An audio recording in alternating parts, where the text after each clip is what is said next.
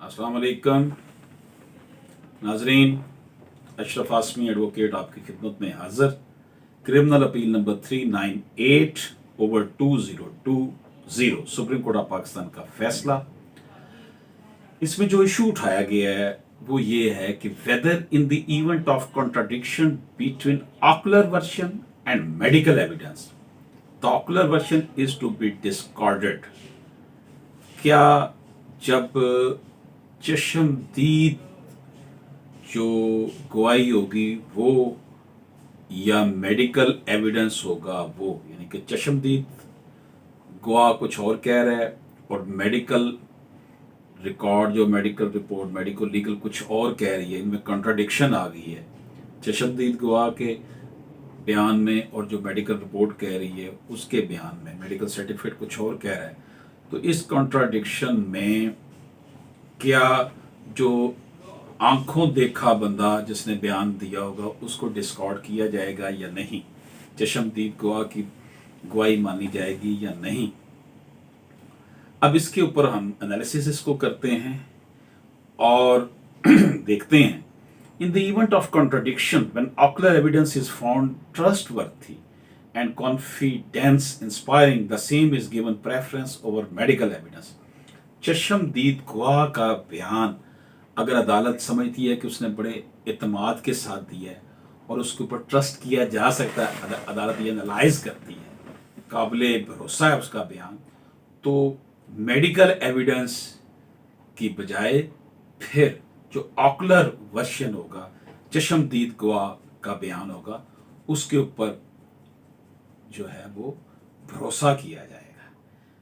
So far as the argument of learned counsel for the appellant that medical evidence contradicts the ocular version is concerned, यहाँ अदालत फैसला करते हुए analysis कर रही है कि जो कौंसल जो है एपिलेंट का, उसने मेडिकल एविडेंस की कॉन्ट्राडिक्शन बताई है ऑकुलर वर्शन के साथ, चश्मदीद गवाह के बयान के साथ। We may observe that where ocular evidence is found trustworthy and confidence inspiring, the same is given preference over medical evidence।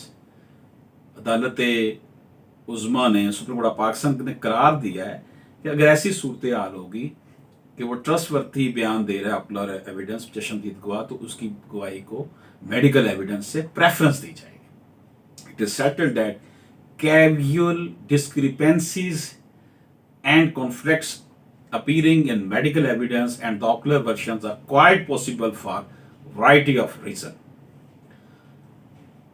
इस हवाले से उन्होंने कहा अदालत उज़्मा ने कि ये सेटल्ड बात है कि कैजुअल डिस्क्रिपेंसीज, कुछ कमियां कोताहियां हो जाती हैं, कुछ कॉन्फ्लिक्ट्स पैदा हो जाते हैं, तजादात पैदा हो जाते हैं चश्मदीद गवाह के बयान की रोशनी में और मेडिकल एविडेंस की रोशनी में।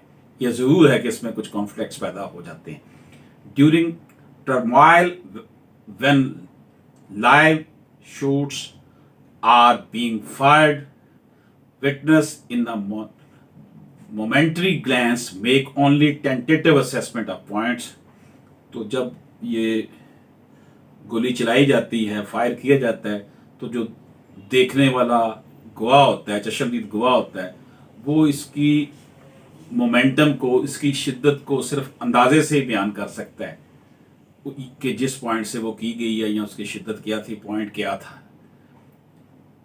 Where such fire shots appear to have landed and it becomes highly improbable to mention their location with exactitude कि जो चश्मदीद गवाह है उसने जिस पॉइंट से वो फायर हुआ, जिस तरफ से होकर गया, इसको वो बिल्कुल एग्जैक्ट नहीं करार दिया जा सकता।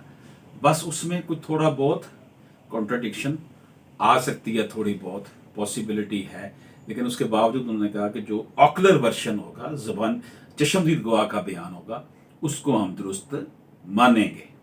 इजाज़त दीजिए। अल्लाह हाफिज़।